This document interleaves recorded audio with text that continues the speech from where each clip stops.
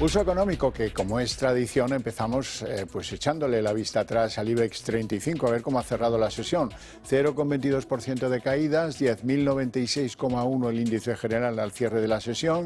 Algunos valores, pues sí, han tenido una evolución positiva, caso de ACS, la que más sube, 2,87 arriba, Solaria 2,38 arriba, Colonial 1,20 arriba. En el lado rojo, en el lado donde preponderan las ventas, Meliá la que más, OIC de Terreno 3,51 abajo, Telefónica 3,39 abajo y en último lugar IAG, el holding de Iberia y de Vueling, que pierden la sesión 2,03. Y a continuación les voy a adelantar algunos de los titulares que van a formar parte de la tertulia que sobre esta mesa celebramos cada día para ustedes con los mejores expertos para que no se les escape un detalle. Bueno, y en nuestra mesa de análisis económico tenemos que hablar de la decisión que está a punto de conocerse ya de la FED en Estados Unidos sobre los tipos de interés, aunque cada vez está más claro lo que va a pasar ahí. Se van a mantener los tipos 5,25, 5,50, que es lo que veníamos esperando. No creemos que haya sorpresas en eso. Y hablaremos también de Hacienda, porque Hacienda ha mandado unos papeles, los papeles lo aguantan todos, en los que dice que prevén elevar los ingresos fiscales en 24.000 millones para cuadrar el déficit. Y nos preguntamos si eso es viable, porque claro, aquí hay un efecto inflación, que si la inflación va de baja el año que viene, va a ser bastante difícil que se eleven los ingresos tributarios por esa cifra, 24.000 millones. En fin, les presentamos ya a nuestros invitados hoy. Doña Sara Carbonell, directora general de CMC Markets. Muy buenas tardes y bienvenida. Buenas tardes. ¿Todo bien? Todo fenomenal. Me alegra mucho. Don Antonio Banda, CEO de Phil Capital. Muy buenas tardes. Buenas bienvenido tardes. También. Muchas gracias. ¿Todo bien? Sí, encantado de estar aquí. Vamos con la sesión. La sesión hoy, pues con la ayudita de Inditex, que presentaba, luego lo veremos, los resultados y tal del trimestre, la verdad es que se ha mantenido un poco al tran-tran, esperando a ver si la FED producía alguna sorpresa.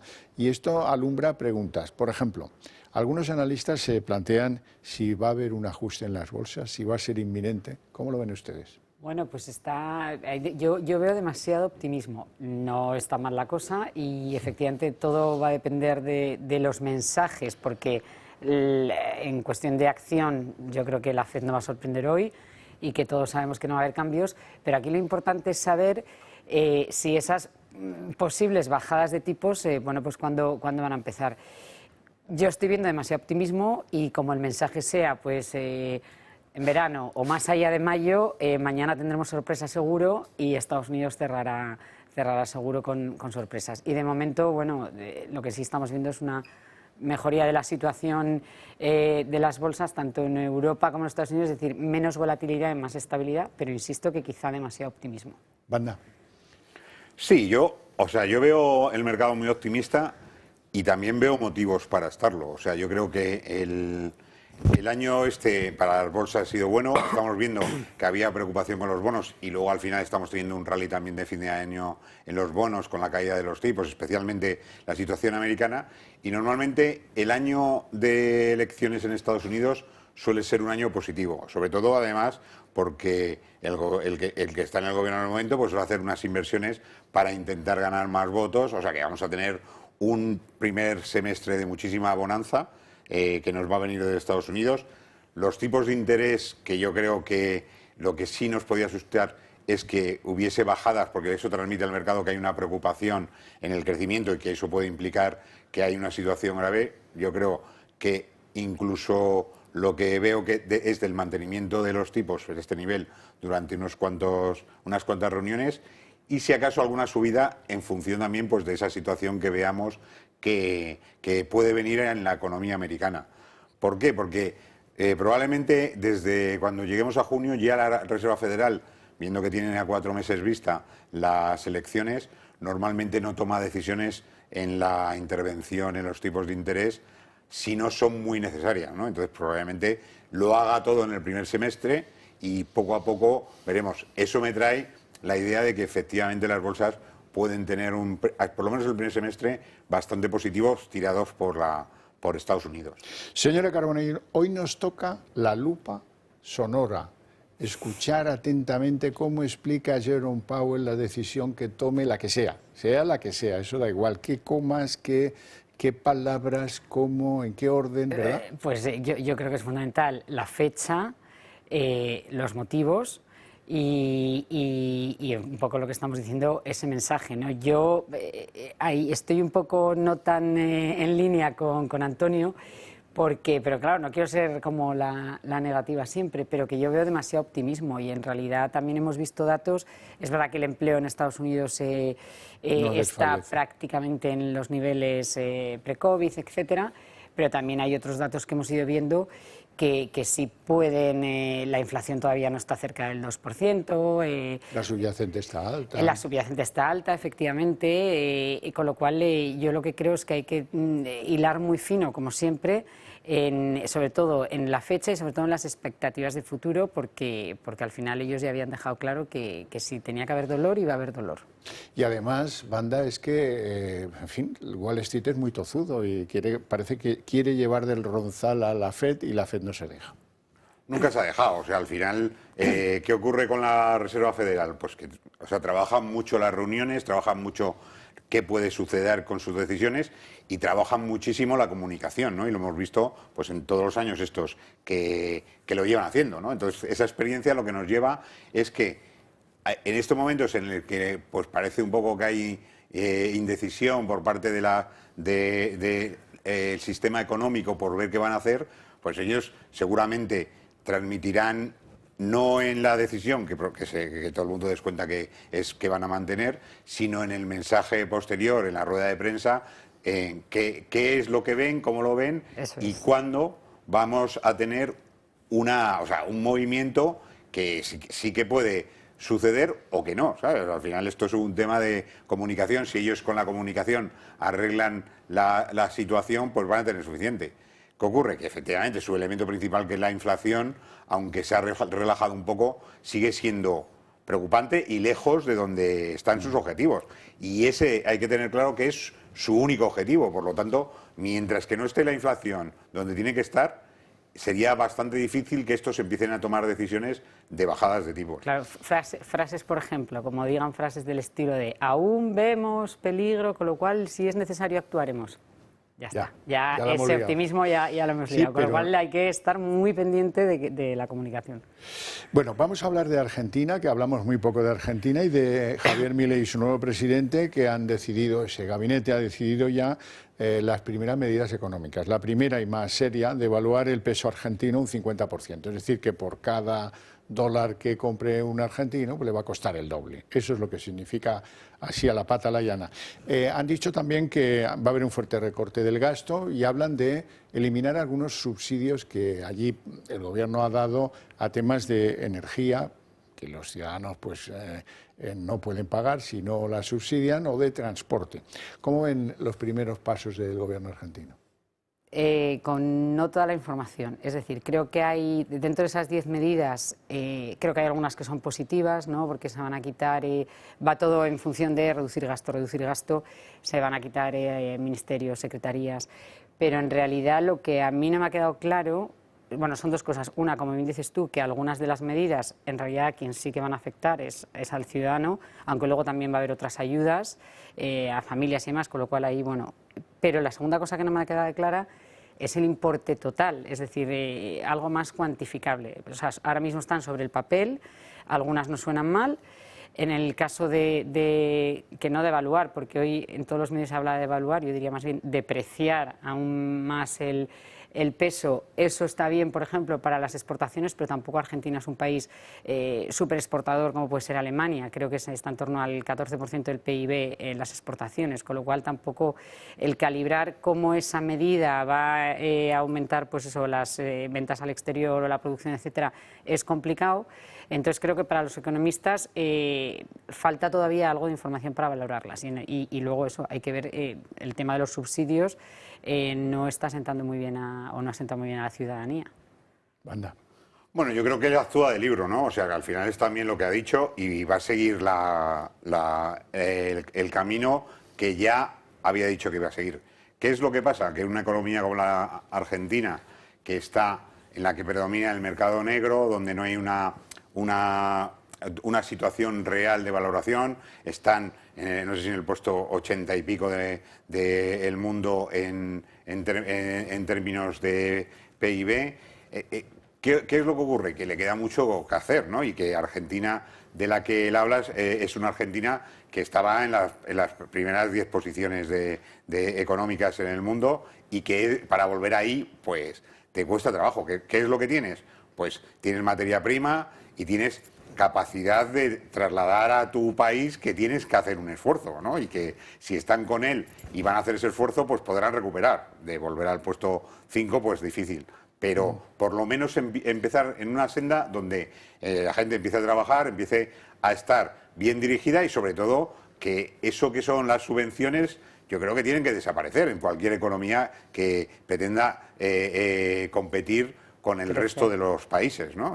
Y que no lo puedes hacer de un día para otro, también está claro, pero que tienes que empezar el camino y sobre todo manejarlo con mano de hierro también, o sea, que no te puedes echar atrás porque, y yo creo que eso lo hemos visto en todas sus apariciones, o sea, le importa poco lo que digan, o sea, él tiene un mandato, tiene que cumplirlo y que las medidas más duras las tiene que tomar en este primer año, porque probablemente si no las toma y se queda ahí de medio pelo, pues se le van a echar encima, que seguro que se le van a echar de encima de todas maneras. Ojo, una cosa también importante, en todas esas medidas, una que debería ser para mí muy importante es la generación para ese crecimiento de empleo, etcétera. Y en muchas de ellas lo que se ha percibido y también es si van a quitar, pues por ejemplo, muchos proyectos de infraestructura o la publicidad institucional, este tipo de cosas, cómo calibramos cuántos puestos de trabajo ahí se pueden perder. Con lo cual, ahí hay una balanza donde yo creo que sí que necesitaríamos ver un poco más de contenido. Pero él va a saco. Va a saco. Bueno, vamos con Europa. Hay unos datos que han aparecido hoy de Eurostat que demuestran que la producción industrial en la zona euro ha caído un 0,7 en octubre respecto al mes anterior. Se esperaba un 0,3 y la caída es bastante gorda, del 0,3 al menos, del menos 0,3 que esperaban al menos 0,7%.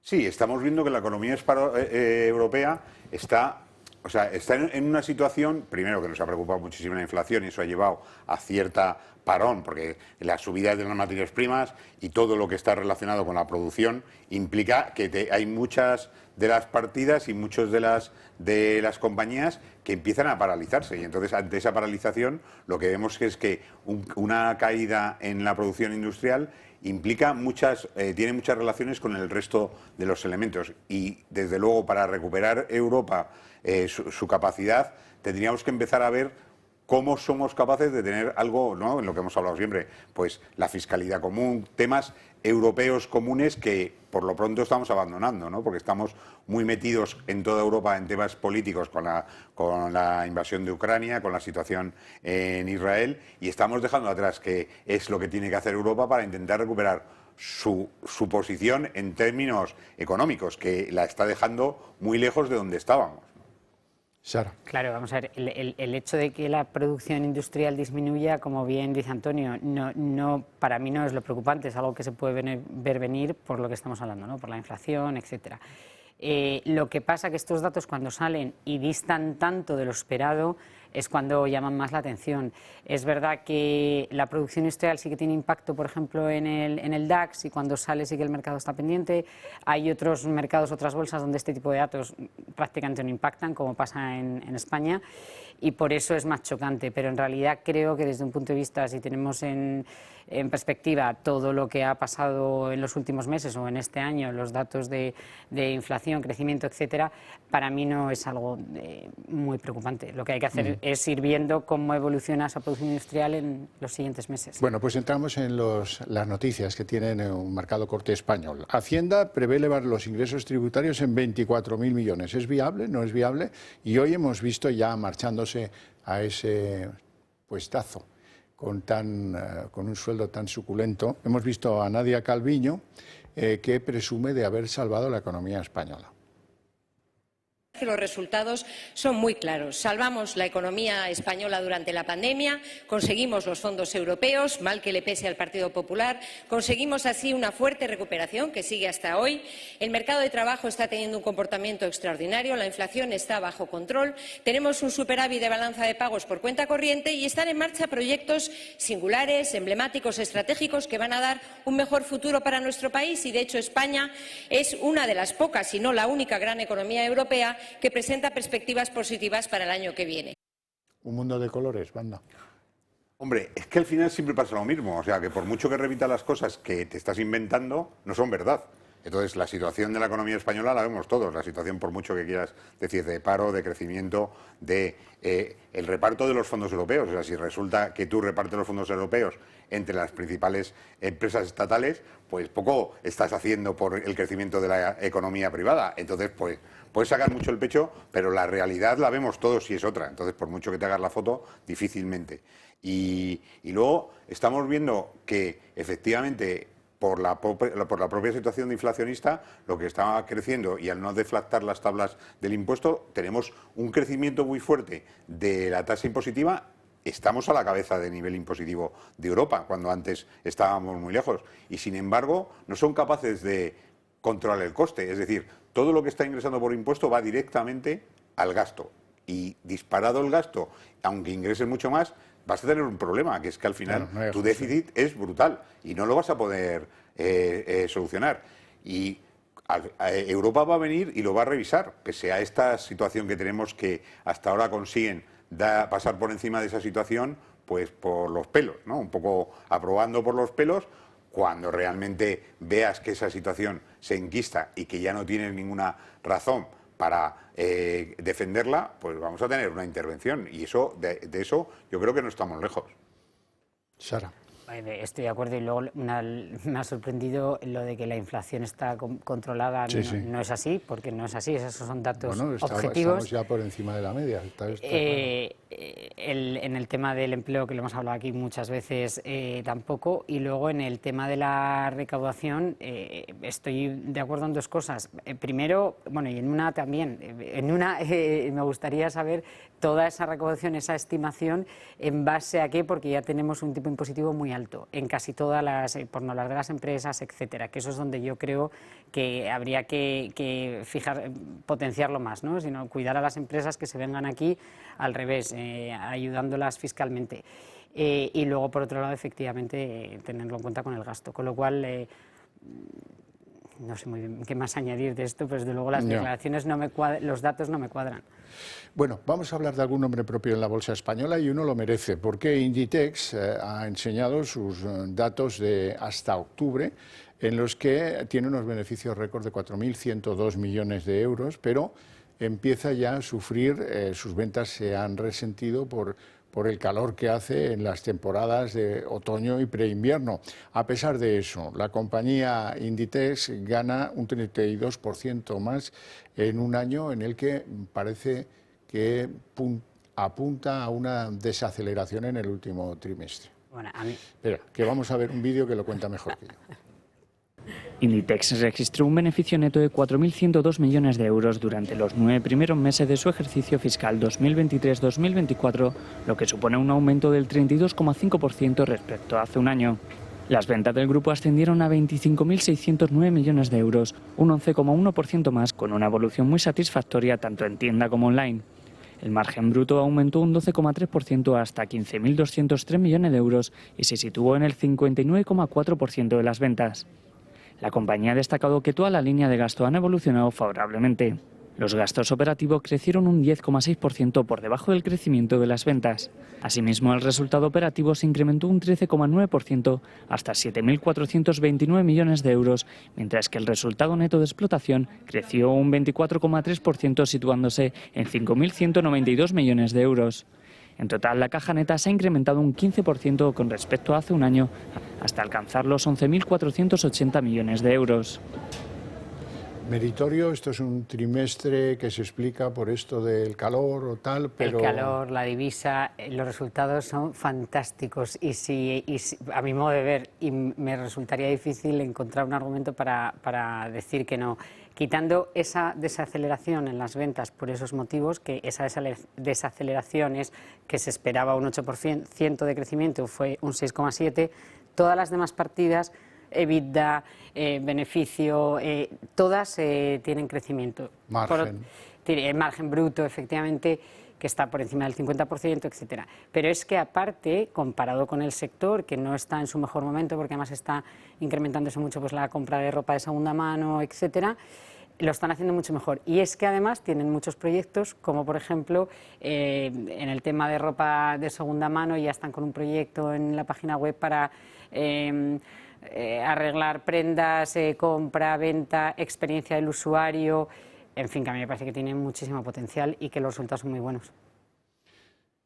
Sí, yo creo que es un modelo de compañía y sobre todo que ha dado alegrías a sus accionistas, al management y a los empleados, y es una compañía referencia, ¿no? O sea, que al final representa lo que tiene que ser el sector privado y sobre todo que es una compañía al que debíamos apoyar desde ¿no? Como españoles, como gobierno, como Estado y como capacidad de abrirse al mundo en un negocio donde hay muchísima competencia, donde efectivamente sus competidores lo están haciendo bastante peor que Inditex y donde Inditex ha sabido jugar muy bien la diferencia entre lo que es vender directamente o hacer una estrategia de venta y ajustarse con sus objetivos a 5 y 10 años, que no lo has visto en otras compañías del sector, ¿no?